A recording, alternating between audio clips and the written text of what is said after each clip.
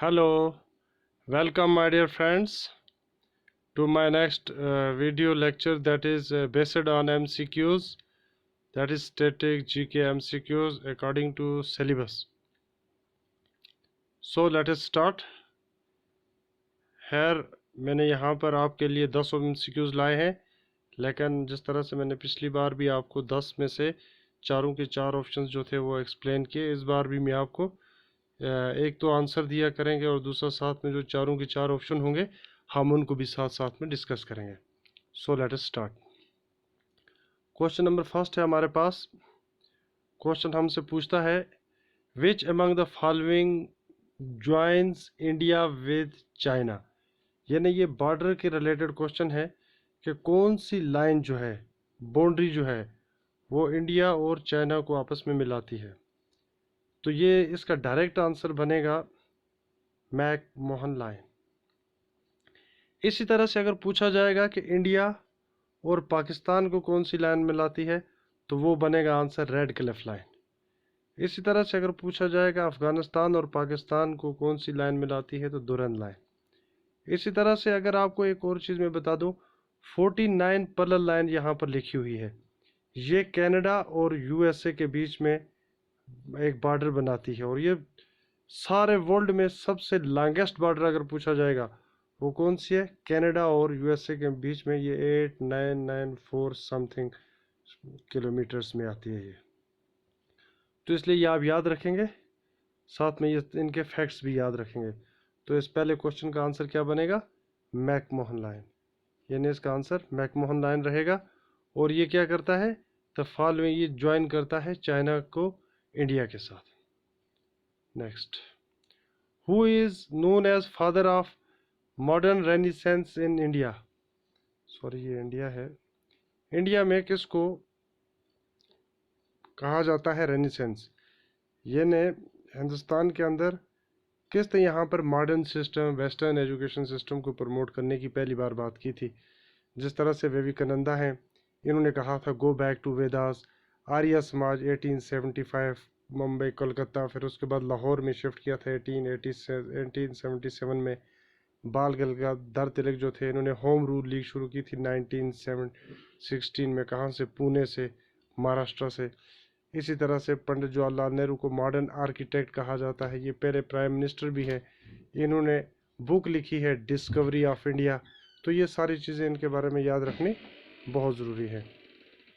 उसके बाद नेक्स्ट जो है वो है कि हमारा क्वेश्चन का आंसर क्या है, रेनेसेंस कौन कहा जाता है. ये राजा राम मोहन राय, इन्होंने ही ब्राह्मो समाज, ब्राह्मो सभा 1815 में ब्राह्मो सभा, फिर 1828 में इन्होंने ब्राह्मो समाज की फाउंडेशन की थी.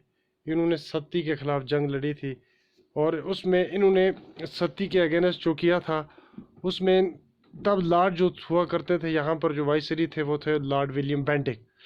तो एक और चीज़ राजा राम मोहन जी के बारे में हम आपको ये बताते हैं, इनको modern father of education system भी कहा जाता है, रेनेसेंस भी कहा जाता है. ब्राह्मो समाज भी इन्होंने ही बनाया हुआ है, उसकी फाउंडेशन भी इन्होंने रखी हुई है. इन्होंने इनका जो टाइटल है, इनका एक्चुअली नेम जो है वो राम मोहन राय था, लेकिन राजा का इनको टाइटल जो है ये अकबर, याद रखने वाली बात है, ये लिख लेंगे आप, अकबर सेकंड ने दिया हुआ है. यानी अकबर सेकंड ने इनको किसका टाइटल दिया हुआ है, राजा का टाइटल दिया हुआ है. सो इस क्वेश्चन का आंसर बनेगा सी पार्ट. सो ये आप याद रखेंगे. नेक्स्ट देखिए, हमारे पास क्वेश्चन है first metro rail transit started in 1984 in which place. ये ने हमारे यहाँ इंडिया में रेल सिस्टम जो है वो 1853 में आया था लॉर्ड डलहौजी की तरफ से. लेकिन यहाँ पर पूछा है मेट्रो रेल कब आई. 1972 में ये मेट्रो रेल जो थी ये कोलकाता में आई थी, लेकिन ये ऑपरेशनल कब हुई थी, 1984 में. इसलिए इस क्वेश्चन का आंसर जो है वो कोलकाता बनेगा. मुंबई में भी मेट्रो है, चेन्नई में भी है और दिल्ली में भी है. ये जो है इसको, ये जो रेल सिस्टम है ये पहली बार 1853 में आया था, लेकिन यहाँ पर पूछा गया था मेट्रो ट्रांजिट जो है पहला कब चला गया, तो वो चला है 1984 में। दिल्ली वाला 2002 में चला है। ये याद रखने वाली बातें हैं, क्योंकि एग्जामिनर इसमें से हमें कुछ भी पूछ सकता है। ये टॉपिक भी हमारे सिलेबस में है। Next, who called revolt of 1857 as first war of independence. देखिए, रिवोल्ट ऑफ 1857 जो है, ये अपने आप में एक बहुत बड़ी जंग है। ये बराकपुर से, कहाँ से, कलकत्ता से शुरू हुई थी। मंगल पांडे ने इसको इनिशिएट किया था। ये काफ़ी चीज़ों को लेकर ये रेवोल्यूशन बना था। जो यहाँ की, ये इसको स्पाई म्यूटिनिटी भी कहते हैं, फर्स्ट वॉर ऑफ इंडिपेंडेंस भी कहते हैं, फर्स्ट वॉर ऑफ ब्रेवरी वार भी कहते हैं। क्योंकि इसी वार के ज़रिए क्या हुआ था कि इंडियंस के सिपाहियों ने अपने जो उनके साथ डिस्क्रिमिनेशन हो रही थी, नंबर 1 उनको सूबेदार के रैंक के ऊपर नहीं लिया जा रहा था, ये भी इसका काज था। उसके बाद इसको क्या किया जा रहा था कि इनको सूबेदार के रेंज के ऊपर नहीं लिया जा रहा था। फिर इनफील्ड राइफल जो थे, उसमें काऊ और पिग की वो चर्बी वगैरह फैट्स मिक्स कर दिए थे, जिसको दांत से टीयर करना था। जो मुस्लिम्स के लिए पिग्स, जो उनके इस्लाम में वो इजाज़त नहीं दे रहा था, और हिंदुओं के लिए काऊ का। तो ये इन्होंने जानबूझकर ऐसा इनफील्ड राइफल जो थे, ग्रीस कार्टिलेज बना रखे थे। फिर उसके बाद इसके और भी बहुत सारे कास्ट थे। जिस तरह से इन्होंने 1918 में वो फैक्ट्रीज़ का एक्ट लाया था, बहुत सारे लोग यहाँ से निकल चुके थे, और भी सीज़ को पार करके जाना था, जिसमें हिंदू कास्ट के ये लोग ये समझते थे कि हमारी जो कास्ट, जो हमारा मज़हब है, ये कास्ट है, वो ख़त्म हो जाएगी। तो इस तरह से इसके अगेंस्ट एक बहुत बड़ी वार चलाई गई थी 1857 में, जिसने हमारे इंडिया के लोगों को अवेयर भी किया था कि हाँ जी, हमें अब अपने हुकूक लेने चाहिए, अब हमें ब्रिटिश के ख़िलाफ़ जंग लड़नी चाहिए। तो इसको फर्स्ट वार ऑफ इंडिपेंडेंस किसने कहा था? देखो, आर.सी. मजूमदार ने तो इसका उल्टा ही कहा था कि ना ये फर्स्ट वार है, ना ये सेकंड वार है, ना ये फर्स्ट ही वार है, तो ना ही कोई ये सेकंड वार है, ना ही इस किस्म की कोई जंग है। क्लेमेंट एटली तो आप जानते ही होंगे, ये ब्रिटिश के प्राइम मिनिस्टर थे, जिन्होंने साइन किया था कि आप जो ब्रिटिश है 3 जून को यहाँ से 1948 में निकल जाएगी। लेकिन फिर क्या हुआ था, वो उससे पहले ही चले गए थे। तो नंदलाल बोस वो हैं जिन्होंने डिज़ाइन किया था हमारे कॉन्स्टिट्यूशंस को बाय हैंड। लेकिन यहाँ पर इसका आंसर जो बनेगा, वो बनेगा वी.डी. सावरकर। तो वी.डी. सावरकर जो हैं, इन्होंने कहा था इसको first war of independence. Who is called as Akbar of Kashmir. Straight forward question है, ये आपने याद रखना है। ज़ैनुल आबिदीन को अकबर ऑफ कश्मीर कहा जाता। What is the SI unit of acceleration. Acceleration क्या होता है? Rate of change of velocity with per unit of time. तो इसका जो एसआई यूनिट है वो है metre per second. Metre second जो होता है ये नहीं है इसका, मीटर पर सेकंड इसका है। वाट आपको पता ही करंट का होता है, और जूल भी आपको पता है वर्क का होता है, या एनर्जी का एसआई यूनिट भी यही होता है, सेम यूनिट होता है। तो इसका आंसर क्या बनेगा? Meter per second square. Where is the headquarter of FAO, food and agriculture organisation. इसके हेडक्वार्टर कहाँ पर सिचुएटेड है? देखिए, ये इंपॉर्टेंट है। ये 1945 में बनी है। इसके हेडक्वार्टर जो है वो रोम, इटली में है। क्वांगड्यूंग इसके प्रेसिडेंट क्या हैं? चेयरमैन हैं। वो कहाँ के रहने वाले हैं? चाइना के रहने वाले हैं, क्वांगडोंग, ये याद रखेंगे आप। मैनीला फिलीपीन में हमारे इसका हेडक्वार्टर तो नहीं है, वो ADB के है, एशियन डेवलपमेंट बैंक के है। जेनीवा में काफ़ी चीज़ों के हेडक्वार्टर हैं।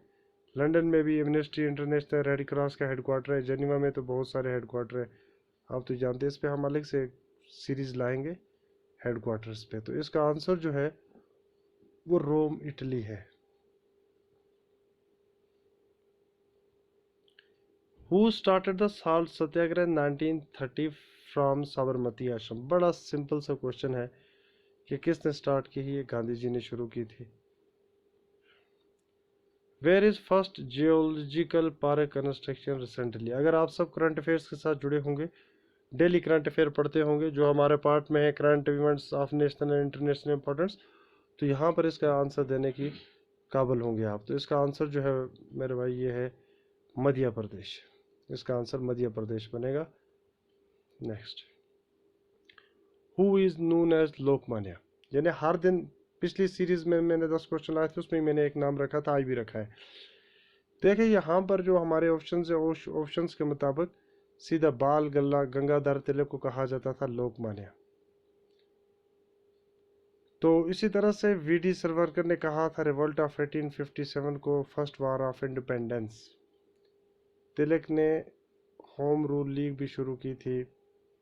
एनी बसंत ने द इंडिया कॉमनवेल्थ न्यूज़पेपर लिखा था। 1916 में लखनऊ सेशन की ये प्रेसिडेंट भी रही हैं। इन्होंने काफ़ी किरदार, दिल्ली कॉलेज बनाया, इन्होंने बनारस कॉलेज बनाया, फिर बाद में बनारस यूनिवर्सिटी बनी 1917 में। तो ये तमाम जो फैक्ट्स हैं ये मैंने आपको समझाने की कोशिश की है। मुझे उम्मीद है कि आपको समझ आ रहे होंगे। और यहाँ पर मैं आपसे बस एक बात फिर कहना चाहता हूँ कि आपको अगर कोई चीज़ समझ नहीं आती है तो आप हमें कमेंट के ज़रिए बताएं। अगर आपको ये सीरीज़ अच्छी लग रही है आप इसको लाइक करें, शेयर भी करें, ताकि ज़्यादा से ज़्यादा हमारे बहन भाई जो है इससे फ़ायदा उठा सके। ये टोटली अकॉर्डिंग टू सिलेबस हैं, कुछ भी इसमें ऐसा नहीं है कि जो हमारे सिलेबस में नहीं है। हर एक पार्ट, ये 10 के 10 MCQs मैंने इसलिए आज 2 या 4 5 टॉपिकों में से लाए होंगे, इसलिए कि हम सब, मेरी ये कोशिश है कि हर एक बच्चा 90%, 98% नहीं बल्कि 100% MCQs करके आना चाहिए वो जनरल में। तो इसीलिए मैंने स्टैटिक जीके के लिए MC सीरीज शुरू साथ की है। मैंने 4 डिस्ट्रिक्ट भी अपलोड कर दिए हैं। आप उन डिस्ट्रिक्ट्स को जाकर पढ़िए। अगर कहीं किसी जगह पर कोई प्रॉब्लम है या कोई आपको समझ नहीं आई है बात, आप हमें कमेंट्स के ज़रिए बताइए, हम आपका जवाब दे पाएँ। ज़्यादा से ज़्यादा इसको शेयर करें, लाइक भी किया करें। लाइक से ऐसा होता है कि मोटिवेशन सी मिलती है कि हमने जो पढ़ाया वो हमारे बहन भाइयों को समझ आया। With this, all the best. I hope you can enjoy this video and you can also get some knowledge.